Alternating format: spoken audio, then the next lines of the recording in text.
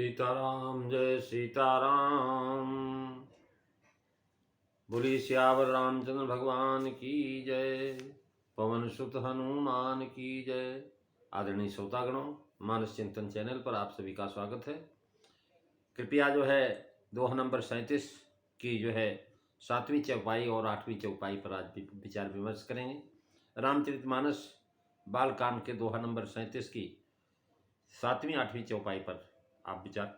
तुलसीदास जी महाराज लिखते हैं, सुकित पुण्य मन जुलयली माला, अज्ञान विराग विचारे मराला, दुनिया रेब कबित गुण जाति, अमीन मनोहर ते बहुभांति, मंगल भवनु अमंगल हारी, रवु सुदशरथ अजीर बिहारी, श्री राम जय राम जय जय राम, श्री राम जय राम जय जय राम। महाराज, जो हमारे सत्कर्म हैं उनका जो पुण्य का समूह है, कह रहे हैं भ्रमरों की पंक्ति है, और ज्ञान और वैराग जो भक्त के अंदर उत्पन्न होता है वही विज्ञान वैराग और विचारे हंस।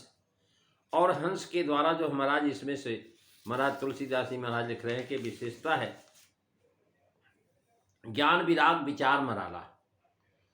जब हमारा पुण्य का समूह एकत्र हो जाता है तो उस समय जो है महाराज ज्ञान वैराग और जो है विचार ये उत्पन्न होते हैं। ये सोचना कि शरीर और उसके संबंध एवं जगत के सभी व्यवहार अनित्य, एक आत्मा परमात्मा ही नित्य है। यही महाराज देखत ही कमनीय कछु नहीं, कह रहे हैं देखत ही कमनीय कछु नाहिन, पुण्य किए विचार, ज्यों कदली तरु मध्य निहारत, कबहु न निकले सार। महाराज, ऐसे केले के खंभे को आप चाहे कि उसके बीच से कोई जो है तना निकल आए तो महाराज आप छीलते रहिए, छीलते छीलते जो महाराज उसमें से कुछ भी आपको नहीं मिलेगा। देखने में बहुत सुंदर है महाराज, विचार करने से पता लगता है, विचार से वैराग उत्पन्न होता है। स्वयंभू मनु के मन में पहले जो है महाराज विचार उठा कि हो नहीं विषय विराग, विषयों से वैराग नहीं होता। भवन में रहते हुए चौथापन व्यतीत हो गया। मन में एक महान कष्ट हुआ कि जन्म गयो हरिभजन बिन, हो इन विषय विराग, बसत भवन भा चौथपन, हृदय बहुत दुख लागो, जन्म गयो हरि भगत बिन। तब महाराज उन्होंने क्या किया, बरबस राज सुतह निबदीना, अपने बच्चे को बुला करके बेटे को जबरदस्ती राज दिया। बेटा चाहता है कि पिताजी अभी राज करें, राज करने लायक है, और ये जब तक राज करेंगे हमें कोई चिंता नहीं। महाराज, ये तो सारे परिवार के लोग ऐसा चाहते हैं कि जब तक आप हैं आप करते रहें। लेकिन महाराज, हमारा जन्म जो है किस लिए हुआ इस पर विचार नहीं करते हम लोग। कह रहे हैं किसी प्रकार जो है मान हृदय में नहीं होना यह ज्ञान का लक्षण है। महाराज, उनको विचार वैराग तो उत्पन्न हुआ, अपने बच्चों को जो है दे दिया राज, और जो है वैराग जो चले गए भजन करने के लिए। ज्ञान वैराग विचार ये तीनों हंस कहा, क्योंकि हंस भी 3 प्रकार के होते, एक हंस, दूसरा कलहंस और तीसरा राजहंस। कह रहे हैं कि महाराज, जड़ चेतन गुण दोष मैं विश्व कीन करतार, संत हंस गुण गण गहई परिहरि बार विकार। तो महाराज इस प्रकार से राजहंस की गति जो है बता रहे हैं कि जो है ये त्याग का किया जाता है। इनमें सत असत का निर्णय होकर के सत का ग्रहण और असत का त्याग किया जाता है। राजहंस की गति भी प्रशंसा है। महाराज, जब चाल होती है तो उसको महाराज उसकी चाल की प्रशंसा है। चल जन राज मराल, कल हंस की बोली और हंस की क्षीर नीर विवरण की प्रशंसा है। क्षीर नीर विवरण गति हंसी, ज्ञान की गति उत्तम मोक्ष, इसलिए राजहंस कहा। विराग युक्त वाणी की शोभा है, सुन विराग संयुक्त कब वाणी, बोले बेहस राम धन पानी। अतः वैराग कलहंस है। विचार जो है सत असत का विवेक करता है, गुण दोष को अलग करता है, अतः वह हंस। जैसे भरत जी महाराज कमल में भ्रमर और हंस विहार करते हैं। छंद, सौठा, दोहा, सुकित और ज्ञान, वैराग, विचार ये विहार करते हैं, अर्थात इनके कहने सुनने से सुकित होते हैं। गान, वैराग और विचार हृदय में आते हैं। जहाँ कमल होता है यहाँ सब लगते हैं। कमल क्या है? भगवान का चरण कमल। यहाँ कमल के योग से महाराज भ्रमर और हंस को तल्लीन के साथ कहा गया है, नहीं तो तदगता नहीं आते। आगे कहते हैं महाराज, भगवान श्री रामचरितमानस में ध्वनि, अवरेब, गुण और जाति जो महाराज कविता के भेद हैं वे बहुत प्रकार के हैं। और बहुत प्रकार के जो भेद हैं कौन है? कहने मछलियाँ हैं। तालाब में मछलियाँ भी बड़ी शोभा रहती है।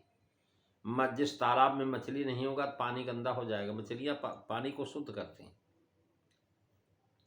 करें धुनिया बने गबित गुण जाति, मीन मनोहर ते बहु भांति। महाराज जो है जब शब्दों की नियत जो है महाराज, अर्थों का साधारणतः कुछ अर्थ होता है और उनमें प्रसंग के अनुकूल जो है मुख्य अर्थ कुछ और जो है निकलता है। ध्वनि कहते हैं चाहे वो चमत्कार विशेषक वाचार से ही निकल रही हो, चाहे लक्षणार्थ व्यंग से निकलती हो, सीधे वचनों में टेढ़ा भाव होना यह उसका मुख्य चमत्कार है। ध्वनि के 1,04,000 जो है 55 भेद कहे गए। काव्य प्रकाश में ध्वनि के 408 भेद बताए। ध्वनि भी व्यंग है। इनमें महाराज यह भेद कहा जाता है कि जब जिस अर्थ का चमत्कार ऐसा हो उससे श्रोता का वांछित सिद्धि का आनंद हो जाए तो ध्वनि है, और जिस अर्थ के चमत्कार से सुनने वालों को महाराज जो है अप्रसन्नता, लज्जा हो वो व्यंग कहलाता है। यानी इस प्रकार से कहते हैं कि हंस वंश दशरथ जनक राम लखन से भाई। और जो है महाराज देखिए, जेहबिद होई परम हित नारद सुनो तुम्हार, सोई हम करम नान कज बचन ने मिखा हमार। ये भगवान विष्णु ने नारद जी के पति कहा था। नारद जी उस समय जो महाराज काम से और लोभ से ग्रसित, और यहाँ पर भगवान श्री राम जान रहे हैं, भगवान विष्णु कह रहे हैं कि भाई वैद दे सुनो मुंजोगी, वैद कुपथ माग रुद व्याकुल लोड़ी। आप तो रोगी बनकर के महाराज कुपथ मांग रहे हैं, इससे आपकी बीमारी बढ़ जाएगी। और महाराज इस प्रकार से भगवान ने उनको समझाया लेकिन समझ में नहीं आई। कैकेयी की कठोरता महाराज जो है व्यंग है।